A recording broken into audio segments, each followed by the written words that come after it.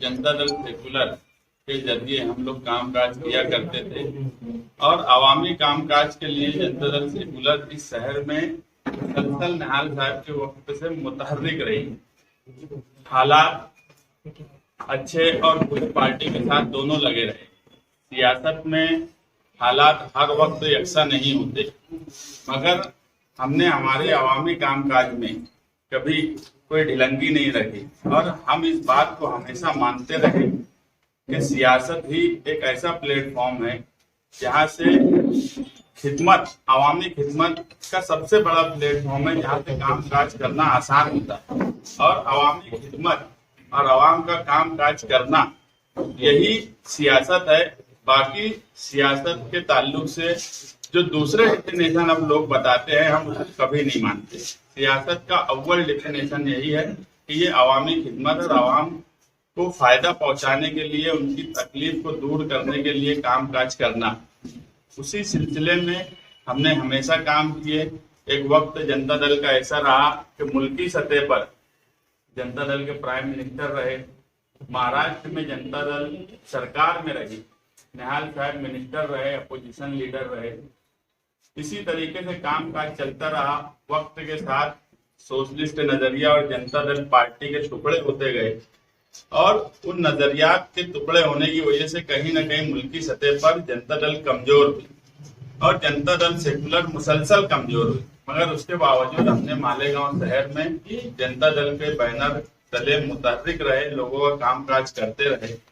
एक वक्त ऐसा आया कि लोगों ने हमें ये मशवरा दिया कि अब जनता दल सेकुलर का मुल्की सतह या रियासती सतह पर वो दबदबा और वो असर नहीं बचा, इसलिए आप पार्टी बदल दो। मगर हमने कभी पार्टी बदलना ये हमारे तसव्वुर में और सोच में रहा ही नहीं कि पार्टी भी बदली जाती है, ये हमने कभी सोचा ही नहीं। मगर 2014 के बाद मुल्क के जो हालात बने और आज जो मुल्क के हालात हैं, ऐसे वक्त में हमारे लीडर देवी गौड़ा साहब का ये फैसला कि 2024 में वो बीजेपी के साथ गठबंधन करेंगे, ये हमें कतई कबूल नहीं था, क्योंकि ये निहाल साहब के नजरिए के बिल्कुल खिलाफ बात थी। हम ये भी बात सच है कि 2008 में कर्नाटक में जनता दल सेकुलर बीजेपी के साथ अलायंस करके सरकार में रही, मगर वो इलेक्शन के बाद का अलायंस था। और 2014 और 2014 के बाद ये हिंदुस्तान दो अलग अलग हिस्सों में बढ़ गया। जिस तरीके से 1992 में बाबरी मस्जिद की शहादत से पहले का हिंदुस्तान और बाबरी मस्जिद की शहादत के बाद का हिंदुस्तान जिस तरह दो हिस्से में बटा था, उसी तरह 2014 में भी बटा। इन सारे हालात में हमने 2 अक्टूबर को फिरका परस्ती के खिलाफ एक सिंबॉलिक मानकर और मुल्क को और जनता दल सेकुलर के दूसरे रियासत और हमारी महाराष्ट्र की रियासत को एक मैसेज देना चाहते थे कि हम फिरका परस्ती के खिलाफ हैं। और मालेगांव शहर में जो हालात दिन ब दिन बनते चले गए, आप लोग देखे होंगे, वो ईदगाह ग्राउंड से लेकर 15 अगस्त तक शिवाजी पुतले तक भगवा झंडे का सवाल हो, हमने मुसलसल फिरका परस्ती के खिलाफ आवाज बुलंद की। और इस बात का हमें फक्र है कि इस शहर में हम कभी पुलिस से नहीं डरे, बड़े से बड़ा फिरका परस्त लीडर और उससे नहीं डरे। अगर फिरका परस्ती का मुंहतोड़ जवाब देने का इस शहर में सवाल आया, वो गढ़ की यात्रा का सवाल हो। अभी गढ़ की यात्रा के मामले में हमने जो एप्लीकेशन पुलिस स्टेशन में दिया था, उसका जवाब 2 दिन पहले मेरे पास आया कि उन लोगों पर और कई कलमें लगा दी गई है। तो ये कहीं ना कहीं फिरका परस्ती के खिलाफ हम लड़ रहे हैं, मालेगांव शहर की आवाज बुलंद कर रहे हैं, हम ये बात मानते हैं। ऐसे वक्त में हमारे इस्तीफे के बाद कई पॉलिटिकल पार्टीज का हमें दावत आई, ऑफर आया कि हम उनके साथ ज्वाइन हों। मैं जो भी पॉलिटिकल पार्टी ने हमें दावत दी, हम सभी का शुक्रिया अदा करते हैं कि उन्होंने हमें इस काबिल समझा और हमें दावत दी। मगर हमारे शहर के वर्कर और महाराष्ट्र जनता दल सेकुलर में जो बॉडी थी, हमने साहित्या मैडम को एक बात कही थी कि मालेगांव को देखकर महाराष्ट्र में जो भी लोग महाराष्ट्र जनता दल से बातचीत करना चाहते हैं, तो हम चाहते हैं कि जो भी आपके तवज्जुह से सेवा दल के लोग, सोशलिस्ट नजरिए के लोग, जनता दल सेकुलर में जो जिम्मेदारान देवी गौड़ा के फैसले के खिलाफ हैं उन लोगों को आप राजी करें और मुश्तरका महाराष्ट्र जनता दल सेकुलर का कोई फैसला हो इसकी कोशिश करें। साजिदा मैडम ने भी मुसलसल प्रताप उगाड़े हो गए, रेवंत भोसले हो गए, पीडी जोशी हो गए और इन जैसे और भी लीडरान से मुसलसल राब्ता करके कहीं ना कहीं उन्हें एक राय पर हमवार करने की कोशिश साजिदा मैडम ने की। हम उनका भी शुक्रिया अदा करते हैं कि सबसे ज्यादा अगर जनता महाराष्ट्र जनता दल सेकुलर को एकजुट करने में किसी की कोशिश रही तो वो साजिदा मैडम की रही।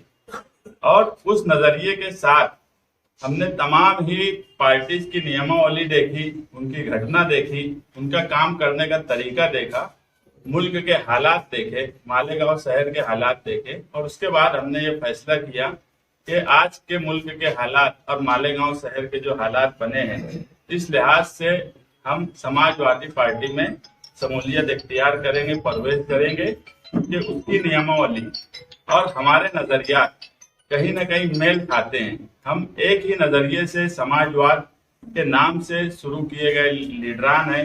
निहाल साहब भी समाजवादी लीडर माने जाते थे, वो एस.एन. जोशी साहब हों, जयप्रकाश नारायण हो, राम मनोहर लोहिया हो, ये सब एक नजरिए के साथ थे। इस मुल्क में तीन ही नजरिया है, एक सोशलिस्टों का नजरिया है, एक जनसंघ का नजरिया है और एक कांग्रेस कल्चर है। इन तीनों नजरिए में हमें बहरहाल जनसंघ के साथ जो नजरिया है हम उसके बिल्कुल खिलाफ हैं और हम सोशलिस्ट नजरिए के साथ ही हम जाना चाहते थे। उसी विचारधारा उसी नजरिए के साथ हम काम काज कर सकते थे। मालेगांव शहर में हमने बहुत फ्री हैंड काम किया, हमें कभी ऊपर के लीडरान की तरफ से ये नहीं कहा गया कि ये मत करो या वो मत करो, कोई प्रोटोकॉल हम पर नहीं था और हम ऐसा चाहते थे कि पार्टी भी ऐसी हो जो हमारे मिजाज से मिलती जुलती हो। आज मुल्क के जो हालात हैं, अखिलेश यादव साहब से हमारी लखनऊ में मुलाकात हुई, उन्होंने जिस तरीके से मुल्क में आज वो हर रियासत में इलेक्शन लड़ने की कोशिश कर रहे हैं और मुल्क में कहीं ना कहीं फिरका परस्तों के खिलाफ एक आवाज बुलंद कर रहे हैं और इस मुल्क में दो लोगों पर कभी शक नहीं किया जा सकता फिरका परस्ती के सवाल पर, एक लालू प्रसाद यादव की पार्टी और एक समाजवादी, जिन्होंने रथ यात्रा रोकी, जिन्होंने इलीगल तरीके से कार सेवक जब बाबरी मस्जिद पे गए तो गोली चला दी। तो इन दो पार्टियों पर कभी फिरका परस्ती के नाम पर शक इस मुल्क में नहीं किया जा सकता। बाकी आज के हालात में ईडी का डर, रुपये पैसे का लालच, ओहदे का लालच, खानदान में लोगों को एक दूसरे से मिलाने के लिए कहीं ना कहीं लोग आज दबाव में आ जा रहे हैं, मगर हम इन दो पार्टियों पर शक नहीं कर सकते। और महाराष्ट्र में हमें ऐसी पार्टी चाहिए थी जिसकी लीडरशिप मजबूत हो और वो लीडरशिप हमें कहीं ना कहीं अबू आसिम आजमी साहब में दिखी, जो असेंबली से लेकर रोड तक एक मुकाबला करते हैं, फिरका परस्ती के खिलाफ लड़ते हैं, लोगों का काम करते हैं और खास तौर से जो पिछड़े हैं उनके लिए आवाज बुलंद करते हैं, मालेगांव शहर के लिए फिक्रमंद रहते हैं, बुनकरों के लिए आवाज उठाते हैं, मजदूरों के लिए आवाज उठाते हैं और यही आवाज हमको इस तरफ रागिब करी कि महाराष्ट्र में एक मजबूत लीडरशिप हमारे साथ रहे और उसका फायदा मालेगांव शहरियान को मिले। हम अव्वल दिन से एक बात बोलते थे कि जनता दल छोड़ने के बाद मालेगांव शहर मुस्तकबिल का फैसला करेगा। ये फैसला सिर्फ हम कर रहे हैं ऐसा नहीं है, ये मालेगांव शहरियान का मुस्तकबिल तय करेगा हमारा। हम 8 तारीख को बंबई में समाजवादी में शमूलियत इख्तियार करने वाले हैं, महाराष्ट्र की बॉडी साथ में रहेंगी। हम तमाम ही मेंबरान और जिम्मेदारान, हमारे वर्कर, मेरा शहर मेरा दबदबे के नाम से हमारी जो 12,000 की मेंबरशिप थी, हम लोग उन लोगों से भी शमूलियत इख्तियार करने के बाद उन लोगों से फर्दन फर्दन मिलने की कोशिश करेंगे। हमारे पार्टी के लोग कोशिश करेंगे कि हम इस पार्टी में गए हैं और सब हमारे साथ रहें और यही आने वाले वक्त में इस शहर का मुस्तकबिल हमारा समाजवादी में जाने के बाद तय होगा। इसलिए आज की प्रेस कॉन्फ्रेंस बुलाई गई थी कि 8 तारीख को हम बंबई में समाजवादी में शमूलियत इख्तियार करने वाले हैं। क्या शर्त आपने रखी है या आपसे कोई होगा वगैरह देने का आपको? क्योंकि समाजवादी पार्टी का पहले से ही मालेगांव शहर में एक सदस्य है, पार्टी के जिम्मेदार है, तो आप क्या कुछ आपने ये हमारी जो भी बातचीत अभी तक हुई वो अखिलेश यादव साहब से या वो आसिम आदमी साहब से, तो हमने महाराष्ट्र लेवल पे ही उनसे जो भी बातचीत की है। मालेगांव के ताल्लुक से हमने कोई बात नहीं रखी। हाँ, आने वाले वक्त में इलेक्शन के ताल्लुक से हमने अखिलेश यादव साहब से भी बात की है और अबू आसिम आदमी साहब से भी बात की है कि आने वाले वक्त में पार्लियामेंट का जो इलेक्शन है और असेंबली जो माले होने वाला है उस ताल्लुक से हमने उनसे साफ साफ बात की है। अब पार्टी के सदर के ताल्लुक से बात ऐसी है कि हम किसी भी पार्टी में जाते हैं, हमारे गांव में छोटी बड़ी हर पार्टी के जिम्मेदारान सदर हैं। हमारी कोशिश यही रहेगी कि हम सबको लेकर एक साथ चलें और हम सबको जोड़कर चलने की कोशिश करेंगे।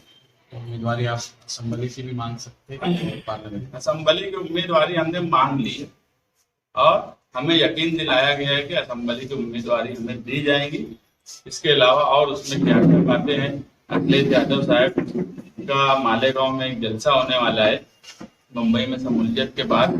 अभी जो 5 रियासतों में इलेक्शन चल रहा है, 3 दिसंबर को उसका रिजल्ट है, उसके बाद की वो डेट देने वाले हैं और उस इलेक्शन में बाकी सारे जलसे में बाकी सारे बात इलेक्शन के ताल्लुक से और पार्लियामेंट के ताल्लुक से जो उनसे बात हुई है उसका खुलासा करेंगे। प्रदेश के जो लीडर है वो भी करेंगे, प्रताप हाँ, प्रदेश के जितने लीडरान देवी गौड़ा साहब के फैसले के खिलाफ थे, सेवा दल की एक बड़ा कैडर है, लगभग 70% लोग ऐसे हैं जो देवी गौड़ा साहब के फैसले के खिलाफ समाजवादी में प्रवेश करने वाले हैं।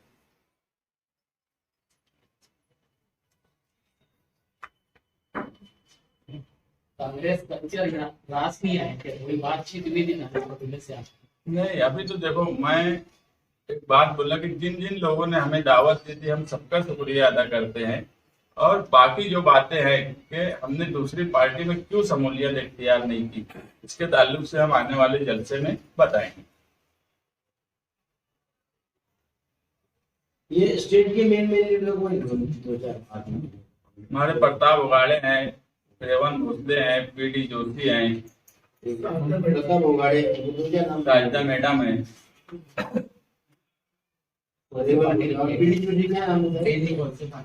पीडी जोशी। कहाँ लेंगे? बम्बई में उन्होंने अभी कंफर्म नहीं किया, एक जगह बोला इस्लाम जिम खाना या कुलाबा में रेडियो क्लब। आज शाम तक वो दोनों जगह में से कोई एक जगह कंफर्मेशन आएगा। नहीं, अभी नहीं आ रहे। उनकी बात ये, हमारी पहले से प्रोग्राम ये था कि हमारा अबू आसिम आदमी साहब से बातचीत थी कि अगर सारी बातचीत बराबर हुई तो बम्बई में प्रवेश करेंगे और मालेगांव में अखिलेश यादव साहब का जलसा रखेंगे। तो उसी लाइन पे अखिलेश यादव फिलहाल तो काम करेंगे। हाँ, वो सदर है आज। उनसे हुई क्या बात? नहीं, ऐसा है कि जितनी बातें हो रही थी हमारे ऊपर के लोग ही बात कर रहे थे, इसलिए लोकल लेवल पे हमें बात करने की जरूरत महसूस नहीं हुई। अब 8 तारीख को जब हम ऑफिशियली समाजवादी में प्रवेश कर लेंगे, उसके बाद सभी जो भी समाजवादी के पुराने लोग यहाँ पर हैं, हम सभी से बातचीत करेंगे, हम सभी को कोशिश करेंगे कि साथ में हमारे जोड़े।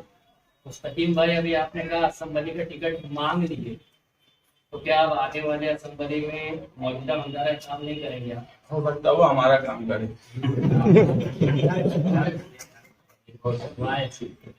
और गठबंधन का मतलब ये थोड़ी है कि हमें उनका करेंगे, वो भी कभी हमारा कर लें।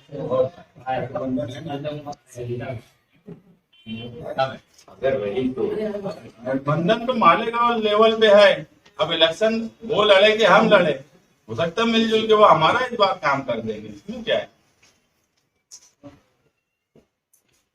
हमने इससे पहले पूरा दिलो जान तो उनका किए, इस बार उनको बोलेंगे आप हमारा कर दो।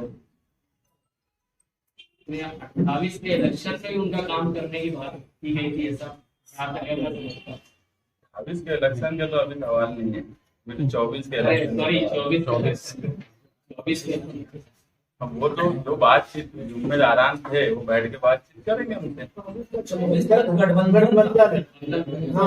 गठबंधन की बात थी, उनका काम करने की बात नहीं। साथ मिलकर काम करेंगे, साथ मिलकर काम करने की बात।